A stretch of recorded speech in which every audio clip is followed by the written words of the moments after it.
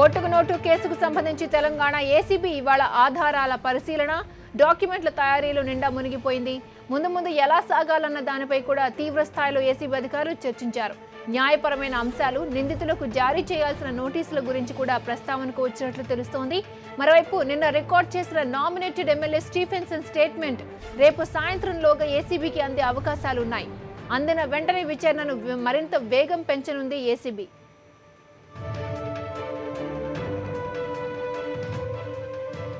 పూర్తి సమాచారాన్ని ఏసీబీ కార్యాలయం నుంచి మా కరెస్పాండెంట్ ఇస్మాయిల్ లైవ్ గా డీటెయిల్స్ ఇస్తారు. ఇస్మాయిల్, చెప్పండి, అసలు ఈ రోజంతా చాలా కామ్ గా ఉన్నట్టుగా కనిపిస్తోంది. అసలు ఏం జరిగింది ఏసీబీ ఆఫీస్లో?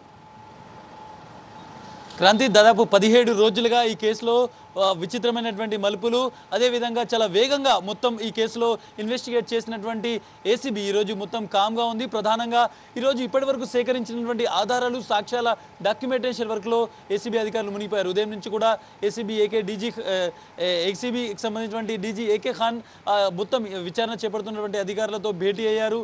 కేసు విచారణ ఏ దశలో ఉందో ఆయన మరొకసారి పూర్తిగా సమీక్షించినటువంటి పరిస్థితి.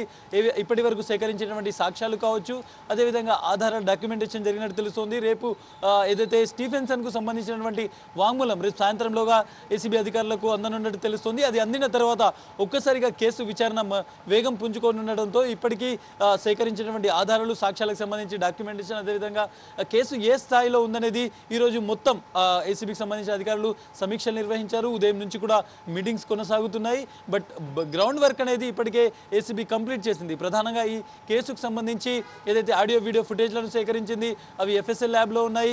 అదేవిధంగా నిన్న స్టీఫెన్సన్కు సంబంధించినటువంటి వాంగ్మూలం కోర్టులో రికార్డ్ అయింది. అది రేపు ఏసీబీ కోర్టుకు వచ్చే అవకాశం ఉంది. అక్కడి నుంచి ఏసీబీకి సంబంధించినటువంటి అధికారులు దాన్ని అధికారికంగా తీసుకుని ఆ తర్వాత అందులో ఉన్నటువంటి ఎవరెవరి పేర్లు ఉన్నాయి, అందులో ఉన్నటువంటి విషయాలపై క్షుణ్ణంగా పరిశీలించి మరింత మంది అరెస్టులు, అదేవిధంగా మరింత మందికి నోటీసులు జారీ చేసే అవకాశం ఉన్నట్టు తెలుస్తుంది. ఈరోజు మొత్తం కొంత స్తబ్దుగా కనిపించింది. ఏసీబీ కార్యాలయం వద్ద కేవలం వాహనాలన్నీ లోపలికి మాత్రమే వెళ్ళాయి. అధికారులు ఎవరు కూడా బయట నోటీసులు సర్వ్ చేయడం కోసమో లేక ఇంకా వేరే దగ్గరికి ఇన్వెస్టిగేషన్ వెళ్ళినటువంటి పరిస్థితి. బట్ ఇక్కడ ఉన్నటువంటి అధికారులు చెప్తున్న దాని ప్రకారం ఈరోజు పూర్తి స్థాయిలో డాక్యుమెంటేషన్ ప్రక్రియ కొనసాగింది. రేపు ఎల్లుండి కూడా కొంత ఇలాగే ఉండేటువంటి పరిస్థితి ఉంది. బట్ ఒక్కసారి స్టీఫెన్సన్ వాంగ్మూలం చేతికి అందిన తర్వాత కేసులో పరిణామాలు వేగంగా మారబోతున్నాయనేది ఏసీబీ వర్గాలు చెప్తున్నాయి.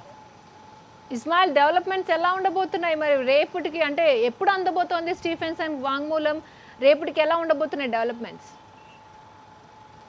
ఏసీబీ చాలా చాకచక్యంగా వ్యవహరిస్తుంది. ఎందుకంటే నిందితులు ఎవరు కూడా తప్పించుకోకుండా ఇప్పటికే ఆధారాలు సేకరించింది. ఒక్కొక్కరిని పిలిచి ఇన్వెస్టిగేట్ చేస్తుంది. ఇంట్రాగేషన్ కూడా కొనసాగుతున్నటువంటి పరిస్థితి. రేపు సండ్ర వెంకట వీరయ్య సాయంత్రం 5 గంటల్లోగా హాజరు కావాల్సింది. ఆయన ఇంటికి ఇప్పటికే ఏసీబీ అధికారులు ఒక నోటీస్ని అంటించారు. రేపు సాయంత్రం 5 గంటలలోపు ఆయన హాజరు కావాల్సింది. ఆయన హాజరైన తర్వాత ఆయనకు ఎటువంటి క్వశ్చన్స్ వేయాలి? ఇప్పటికే వేమనరేందర్ రెడ్డిని ప్రశ్నించారు. మరొకసారి ఆయన నెక్స్ట్ మండే సోమవారం ఆయనను పిలవబోతున్నట్టుగా ఏసీబీ అధికారుల నుంచి కూడా కొంత సమాచారం